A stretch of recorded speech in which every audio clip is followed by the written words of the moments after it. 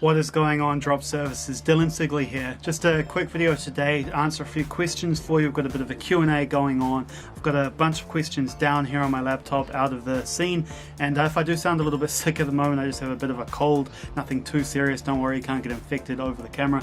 I just got a bit of a cold medicine drink going on here, so.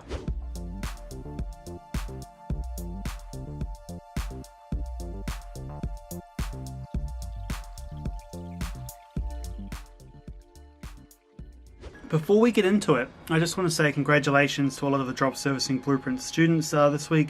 Got Christian posting some amazing results, a bunch of results from Steve, of course, and yeah, tons of more sales coming in. So many results in the Drop Servicing Blueprint community. Almost difficult to mention everyone would be here talking for too long, but congratulations to all of you. Now, in terms of the questions that came through, the first question that I have here is from Lizette Asofo, and Lizette says, "Hi guys, I'd like to know more about writing a project proposal for your drop servicing business.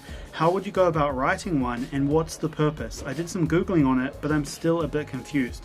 So in terms of a project proposal, it's not something that's completely essential in the sales process.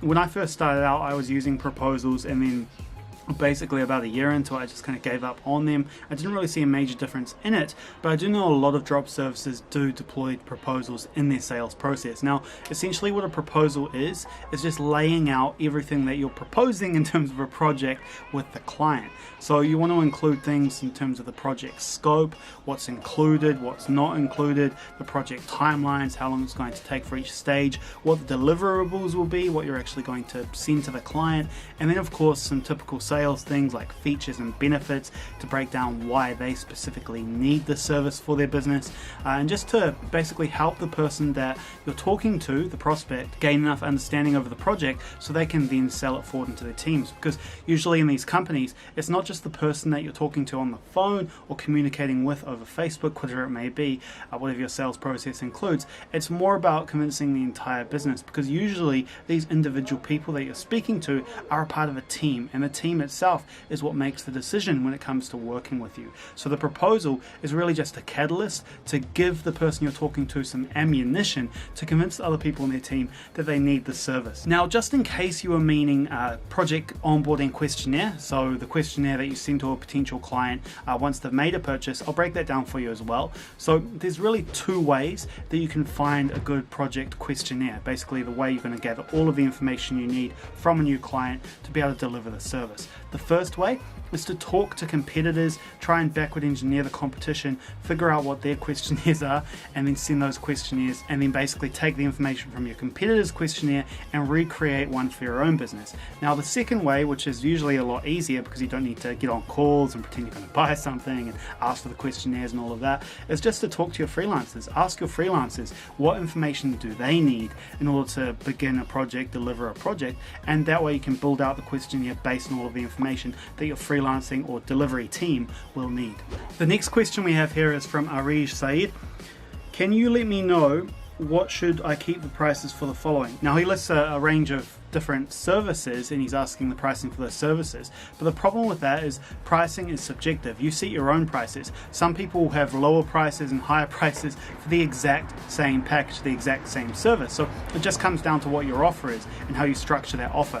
Now, in terms of how you should set your pricing, make sure you have at least a 50% profit margin. So for example, if your total costs are $500 to deliver the project, make your price at least $1,000, because you're also going to have costs such as marketing costs, maybe admin costs, depending on the structure of your drop servicing business. Of course, there's so many different ways you can structure your drop servicing business. You can do everything yourself except for the delivery to keep things really cheap, or you can completely automate it with a team doing the sales process, the lead generation, the project management, and of course the delivery team. So there's a lot of aspects to it, and the pricing at the end of the day just comes down to what you want to set it as. But that heuristic I just gave you of at least having a 50% profit margin will set you in the right direction, and then once you get your first few sales at a lower price, you'll start to feel more comfortable to begin raising your prices over time. Because usually when it comes to setting prices, it's just a case of personal comfortability in setting the price.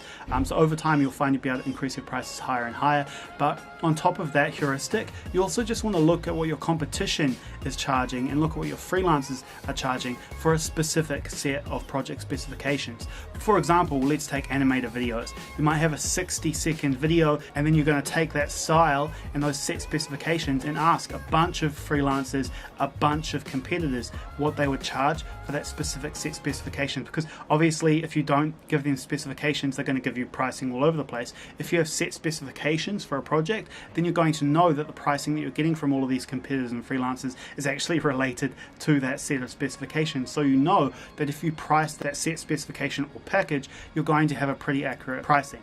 And on top of that, you also want to make sure that when you're setting your pricing, you're not just talking to 1 or 2 competitors and freelancers. The more you talk to, the better. And I would recommend talking to at least 10 of each and asking for the pricing around that set of specifications, and that's going to set you in the right direction. So the next question we have here is from Rashab Bora, and Rashab says, LinkedIn deactivated my account. I had created one with my company's name. Do I have to create a personal account? Yeah, so when you're creating an account on LinkedIn, you want to make sure that you're using your personal name, your real name, because it's meant to be your real profile, right? So they're going to delete you if you use something that's not your real name. It's meant to be a personal profile for a human being. And then once you create that personal profile, that's when you can create company pages using that personal profile, similar to what you would do with a Facebook page. So definitely be careful with that. And also, just in general, for all of these social media accounts, when you are doing outreach, be sure not to be spammy, meaning sending the exact same message over and copying and pasting it and sending it to too many people. You want to make sure that when you are reaching out to people on these social media platforms, you're really customizing your messaging to make sure that not only are you not going to get caught out by the algorithms of these platforms, but you're also just giving the person that you're reaching out to a better experience, a better offer by customizing it to them and their situation, their needs, actually making it relevant, and that's how you get sales at the end of the day. So it's both good for you for not getting banned and also good for you getting more sales, higher conversion rate by making sure you're customizing your messaging as you're reaching out to potential clients, because that's going to mean that you don't get blocked or banned or deleted like what happened here with the LinkedIn deactivated account. Now here in this case it was for a different reason, I know, but just brought up that and I thought that was a good piece of information. So Rashab also had another question. He mentioned, hey Dylan Sigley, how and where shall I find potential clients and how do I send them automated email follow-ups? So there's so many different places you can find potential clients. Obviously you have all of the usual suspects, the social media platforms like Facebook, LinkedIn, Instagram, everywhere, essentially every social media platform can be used. And then you have directories such as Yelp or Crunchbase are really powerful to find local companies or companies in specific niches. If you search any niche and directory, you're going to find some. For example, search lawyer directory and you'll find a ton of directories. And those directories are good because you can usually find the person's information directly in the directories. So you usually get things like email addresses and phone numbers and all of that, so you can actually reach out to them right away. Then on top of that, you have the freelancer networks where I recommend everyone sets up, because that way you're going to be able to get sales from the freelance networks themselves too. And as I've said many times, drop services are on these freelance networks and they're getting a lot of sales. So I recommend you get on them and then you're going to be able to get sales for your own drop servicing business directly through the networks like Upwork, Freelancer, PeopleProw, etc. And then of course on top of those places, you have good old Google. You can Google certain niches, Google certain businesses, and you'll get a ton of results coming up in the Google searches, going and checking out websites, gathering the contact information from those websites, and then reaching out through whatever method you prefer. So there's a ton of methods and places to find clients, but beyond that you also have the inbound methods such as SEO, content marketing, etc., which is more of a long-term, slower way of getting sales, not what I would recommend for your first sales.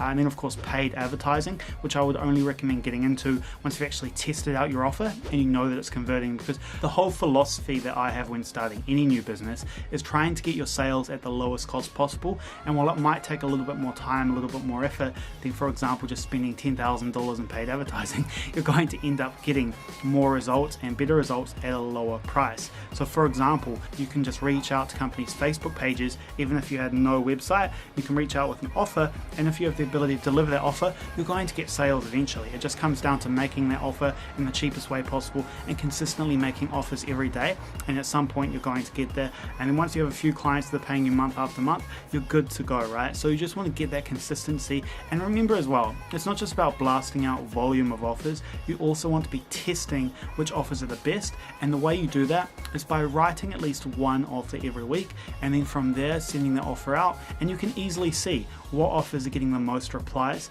and then keep adjusting from there based on the number of replies you're getting for particular offers. So over time, by testing and being consistent in offers that you're putting out there, you're going to get results, you're going to get better, and you're going to improve the conversion rate of your system. And at the end of the day, it all comes down to progress, enjoying the process, and that way you're going to be consistent and get those results that you're after. So that's the video, guys. Hopefully today you learned a little bit more about drop servicing that you can actually implement in your drop servicing businesses. Go out there and get results for yourselves. Hopefully the results that I showed you in this video inspired you. Hopefully my answers actually gave you some information you can use in your businesses. So like this video if you enjoyed it, dislike it if you didn't like it, but comment below any questions you have at all, any questions that came up in this video or any of my other videos, or just when you were sitting there thinking.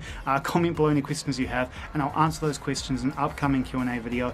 Otherwise, make sure you subscribe, hit the notification bell if you want any more drop servicing videos in the future, and I'll talk to you soon.